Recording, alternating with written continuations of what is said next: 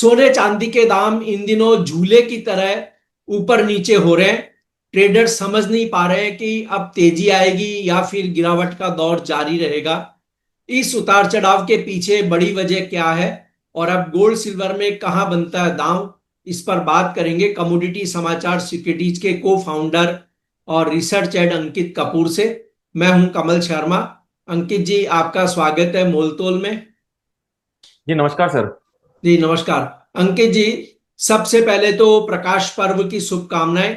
और आज हम दर्शकों को बता दें कि कमोडिटी एक्सचेंज एमसीएक्स आज सुबह के दौर में बंद है, लेकिन इवनिंग सेशन उसका खुलेगा और तब आप नॉन एग्री कमोडिटीज में ट्रेड कर पाएंगे।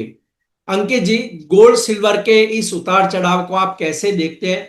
यह सिर्फ टेक्निकल करेक्शन है या ट्रेंड बदलने का संकेत कोई दिख रहा है?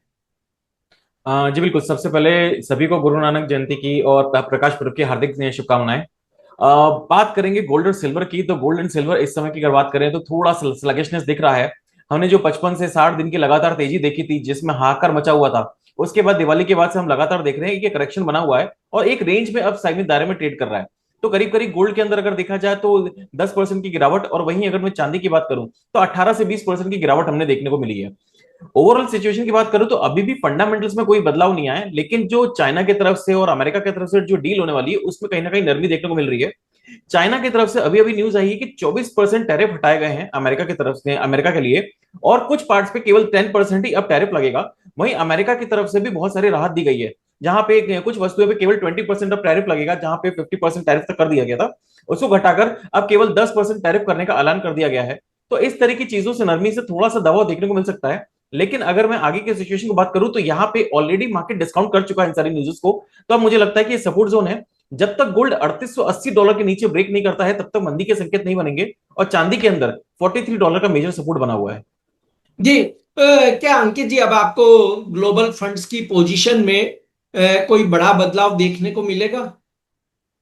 देखिए, अभी तक तो कोई बदलाव देखने को मिला नहीं है। एक बीच में खबरें आ रही थी कि कुछ फेक रूमर्स थे जहां पे बात हुई थी कि 35 टन गोल्ड जो इंडियन गवर्नमेंट ने सेल आउट करा है, वो ऐसी न्यूज सारी की सारी फेक है। सेंट्रल बैंक्स लगातार खरीदी कर रही हैं। जहां पे हम बात करें, चाइना हो गया, वो अभी भी खरीदारी के मूड में है। एक टैक्सेशन वाली बात जरूर है कि वो 13% जो उसका वेट है वो हटाने की बात कर रहा है। तो जो वेट लगाया हुआ था उन्होंने, जो इतने टाइम से छूट मिल रही थी, वो शायद अब वापस से उनको लगाने की हो सकती है। अभी तक कंफर्मेशन नहीं आई है। अगर ये चीज होती है तो थोड़ा सा दबाव गोल्ड एंड सिल्वर में और देखने को मिलेगा। लेकिन अगर मैं वैश्विक सेंट्रल बैंक की बात करूं तो वहां पे अभी कोई भी नरमी देखने को नहीं मिलेगी खरीदारी में। जी, चाइना के साथ अमेरिका के सुखद संबंध की शुरुआत हो रही है कि दोनों देश टैरिफ पर नरमी दिखा रहे हैं। तो ऐसे में डॉलर इंडेक्स और बॉन्ड यील्ड के मूवमेंट का सोने चांदी पर कोई असर पड़ेगा या किस दिशा में ये दोनों उसे ले जा सकते हैं? देखिए, इस समय अगर मैं बात करूं तो दोनों में नरमी के बहुत बड़े रीजन ये है कि डोनाल्ड ट्रंप पे लगातार प्रेशर पड़ता जा रहा है। वहां पे अमेरिका में खुद अब उनके सांसद है वो फंसते हुए नजर आ रहे हैं। जो हम शटडाउन की स्थिति देख रहे हैं, शटडाउन की स्थिति आज 35 दिन से ज्यादा क्रॉस हो चुकी है। तो हमने देखा है जो 2018 में रिकॉर्ड था 35 दिन का शटडाउन, अब वो रिकॉर्ड तोड़ता हुआ नजर आ रहा है।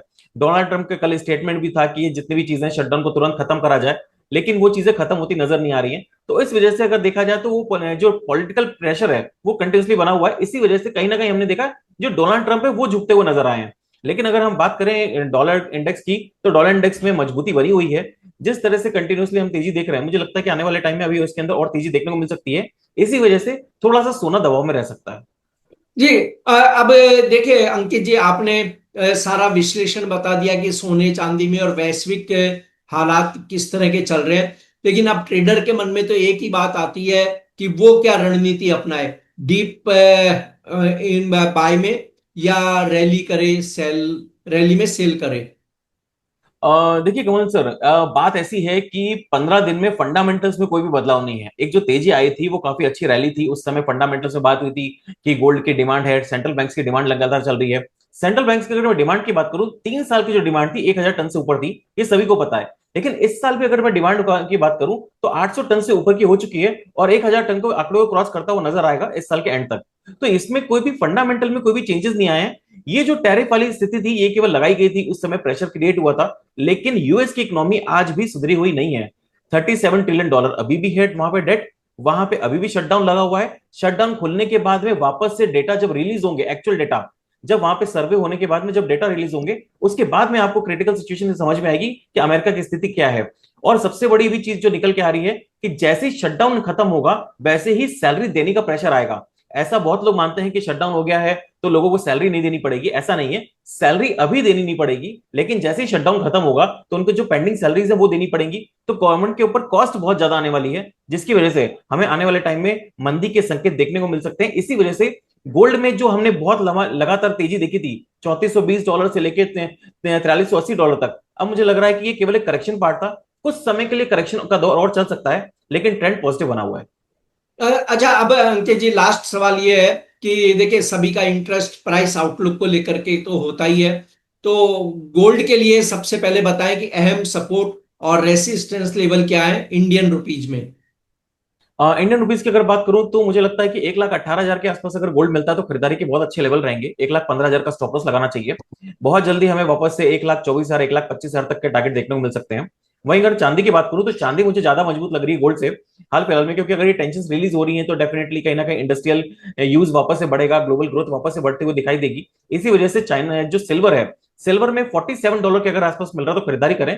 पोस्टल स्टॉप लॉस $43 का रहेगा। अगर मैं इंडियन टर्म्स की बात करूं तो इंडियन मार्केट में 1,43,000 से 1,40,000 के बीच में बाय करना चाहिए। पोस्टल स्टॉप लॉस 1,30,000 का लगाना चाहिए। आने वाले टाइम में वापस से 1,60,000 1,65,000 तक के टारगेट देखने को मिलेंगे। तो अंकित जी यहाँ पर आपने जो लेवल्स बताए उनको मद्देनजर रखते हुए कोई मतलब शॉर्ट सेल करना चाहे तो करने की सलाह देंगे या नहीं देंगे कि नहीं करना चाहिए अब शॉर्ट सेल्स। अगर मैं चार्ट्स की बात करूं, चार्ट्स पे बहुत ज्यादा स्ट्रॉन्ग सपोर्ट बना हुआ है 1,15,000 गोल्ड में और चांदी में 1,30,000। जब तक इन लेवल को नहीं तोड़ता है तब तक इसके अंदर मंदी करके काम नहीं करना चाहिए। कोई भी अगर गिरावट मिल रही खरीदारी करके चले, क्योंकि आज के 15 दिन पहले अगर बात करें तो लोग खरीदारी के लिए बिल्कुल लाइन लगा के दौड़े हुए थे। एक जब 1,80,000 जी। 1,90,000 चांदी फिजिकल में बिक रही थी, अगर वो चीज सस्ती हुई है तो इसका मतलब ये नहीं कि और ज्यादा सस्ती हो जाएगी। अभी जो हाल फिलहाल का जो ट्रेंड है वो फंडामेंटल्स में, जैसे मैंने बोला, बदलाव नहीं हुआ है। सारे ट्रेंड पॉजिटिव है। खरीदारी करके निवेश करके चलेंगे, आने वाले टाइम में बेहतर रिटर्न मिल सकते हैं। ये आपका कोई डिस्क्लेमर अंकित जी। जी, मार्केट में मेरी कोई पोजीशन नहीं है। जो भी मैंने बात करी है वो सारी की सारी अनबाइज्ड है। प्लीज बिना स्टॉप लॉस के कभी भी ट्रेड मत करिएगा। जी आपका धन्यवाद, शुक्रिया Ankit ji. Thank you so much sir.